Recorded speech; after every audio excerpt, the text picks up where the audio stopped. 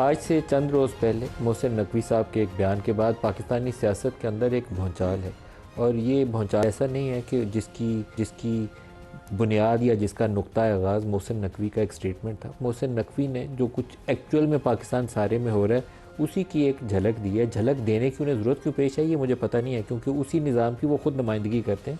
उसका एक तगड़ा ताकतवर किस्म का मोहरा है और जो चीज़ें पाकिस्तान में हिलती हैं, डिसीजन मेकर्स हैं, उसका एक सेंट्रल पिलर के तौर पर व्यक्त करते हैं। क्योंकि इंटीरियर मिनिस्ट्री के बगैर जो बहुत सारी कार्रवाइयाँ हुई पाकिस्तान में, जैसे 26 नवंबर पीटीआई बहुत शोर मचाती है, तो 26 नवंबर इंटीरियर मिनिस्टर के बगैर हो नहीं सकता ना। 26 नवंबर या कोई और वाक़या अगर कश्मीर में कुछ हुआ या रावला कोर्ट के अंदर एक्शन का जिक्र होता है तो वो भी इंटीरियर मिनिस्टर के बगैर नहीं हो सकता। लेकिन सवाल अक्सर ये उठाया जाता है कि इंटीरियर मिनिस्टर को या मोहसिन नकवी को ये बयान अब देने की ज़रूरत क्यों पेश आई, और उसके फ़ौरन बाद DGISPR ने उसको इंडोर्स भी कर दिया। तो क्या इससे मुराद ये ली जाए कि जो फरवरी 2024 को एक hybrid plus plus model create किया गया था उससे उनकी बस हो गई है, हाथ खड़े हो गए, बस अब और नहीं, काफ़ी हो गया, हम जो कुछ कर सकते थे कर लिया, अब ये चल नहीं रहा, ये वाली स्टेज आ गई है कि बस अब आगे बढ़ना है, इससे काम गुजारा नहीं है हमारा। क्योंकि जिस चीज़ को उन्होंने छेड़ा है अगर तो एक्चुअल उसका इम्प्लीमेंटेशन चाहते हैं तो फिर तो नून लीग और पीपल्स पार्टी मौजूदा शक्ल में जहाँ जहाँ मौजूद है वो रह नहीं सकते, और जो वो रद्दमल देंगे वो रद्दमल ये संभाल भी नहीं सकेंगे जिन्होंने ये सेटअप बनाया। क्योंकि आम तौर पर एक साथ होता था फरीक तो दूसरा मुतबादल उन्होंने हाथ में पकड़ा होता था, या एक मुखालिफ है एक साथ है इसको छोड़ते थे तो वो पकड़ लेते थे। पीपल्स पार्टी और नून लीग इसी तरीके से अदल बदल करते रहे। जब इन दोनों को डंप किया तो PTI आ गई। अब PTI भी अंदर है और ये नहीं हो सकता कि पीपल्स पार्टी और नून लीग को भी मुखालिफ बना लिया जाए, तो एक फरीक तो साथ रहना चाहिए। आप किसी टेक्नोक्रेट को भी ला के बैठाना चाहें या मोहसिन नकवी को ही प्राइम मिनिस्टर की कुर्सी पर बैठाना चाहें, फिर भी किसी एक मेन स्ट्रीम पोलिटिकल पार्टी की सपोर्ट ज़रूरी है। PTI भी मुखालिफ हो, नून लीग और पीपल्स पार्टी भी सड़कों पे हो, मौलाना फजल रहमान भी नारे मार रहे हो, तो फिर संभाला नहीं जाएगा। संभालने के लिए बैसाखियाँ ज़रूर चाहिए होती हैं। तो अभी बैसाखियाँ फ़िलहाल मेरे दानस में तो नून लीग और पीपल्स पार्टी हैं, या तो वो इसी तनख्वाह पे गुजारा कर लें या कुछ ऐसा रद्दोबदल कर लें कि जिससे सारों के लिए काबिल कबूल हल निकल आए। होगा क्या अभी मेरे लिए कहना बहुत ही मुश्किल है। बाज़ लोगों की राय ये थी कि कश्मीर में सूरत हाल बहुत ख़राब थी, लोग वोट डालने आ नहीं थे रहे, क्वेश्चन कर रहे थे रिट ऑफ द स्टेट को।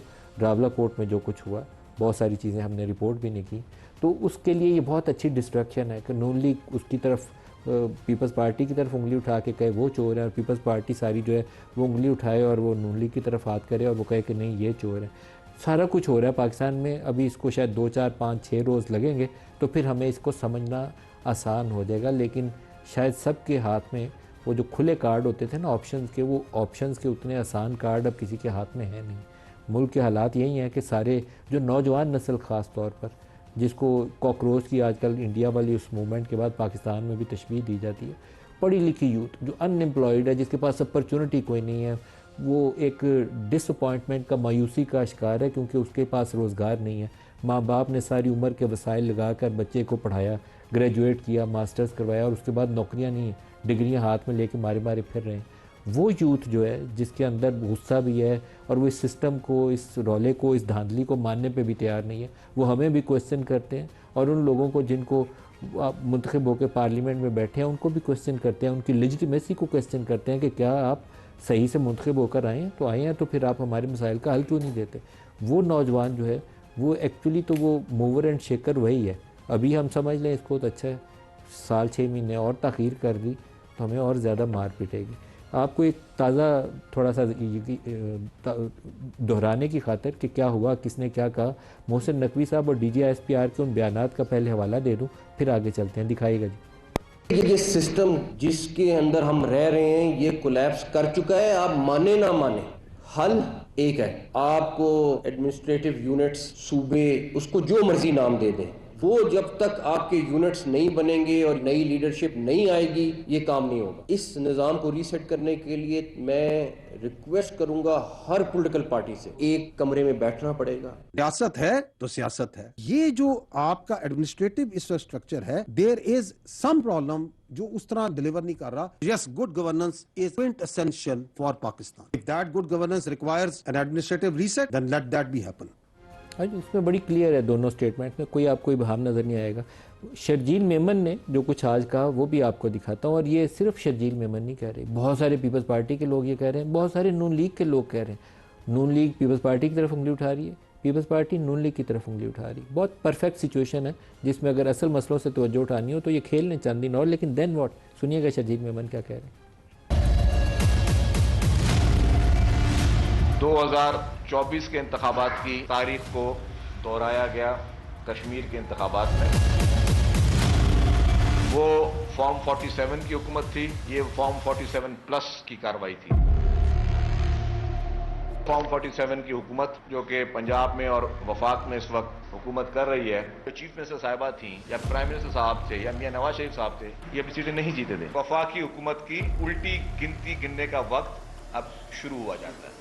वफाकी हुकूमत पर डाका डाल दिया, पंजाब हुकूमत पर डाका डाल दिया, अब फिर वो कश्मीरियों के हक पर जो है डाका डालने की, अगर वो समझते हैं कि हर बार उनको हर चीज़ खत्म हो जाएगी, तो इस बार खत्म नहीं हो सकेगी। ये बयानात के साथ साथ वो जो कॉकरोच की आजकल बार बार गर्दान दोहराई जाती है, तो एक फैज़ अहमद फैज़ ने एक नज़म लिखी थी, उसके मैं पूरी तो नहीं पढ़ता, चंद एक मिसरे पढ़ देता हूँ। वो कहते थे वो इसी तरह के कॉकरोचेस के लिए तशबीह जिनको आज दी जा रही है उनके लिए उन्होंने लिखा था, ये गलियों के आवारा बेकार कुत्ते के बख्शा गया जिनको ज़ौक़े गदाई ज़माने की फटकार सरमाया इनका, जहाँ भर की धतकार इनकी कमाई। बिल्कुल एंड पे आ जाता हूँ। ये फाकों से उकता के मर जाने वाले मजलूम मखलूक के अगर सर उठाए तो इंसान सब सरकशी भूल जाए। ये चाहें तो दुनिया को अपना बना लें, ये आकाओं की हड्डियां तक चबा लें, कोई इनको एहसास ज़िल्लत दिला दे, कोई इनकी सोई हुई दुम हिला दे। तो फैज़ ने बेसिकली इन्हीं कॉकरोचेज़ के लिए ये नज़म लिखी थी। तो हम उनसे बहुत दूर नहीं हैं उस सलाह से, सिर्फ कोशिश करें कि सारे मिलकर उसका कोई तदारुक करने की, कोई हल निकालने की कोशिश करें। नहीं तो बलूचिस्तान देखूं, केपी देखूं, अब आज़ाद कश्मीर देखूं, जहां मेरा ख्याल है कि हमने अपने हाथों से इतनी चिंगारियां फेंकी हैं कि कुछ ना कुछ ज़रूर हो ही जाए, उसको बजाय बुझाने के जलाने की पूरी कोशिश की है। तो कुछ खौफ खुदा करके हम मामलात को दुरुस्त से बढ़ाने की कोशिश करें।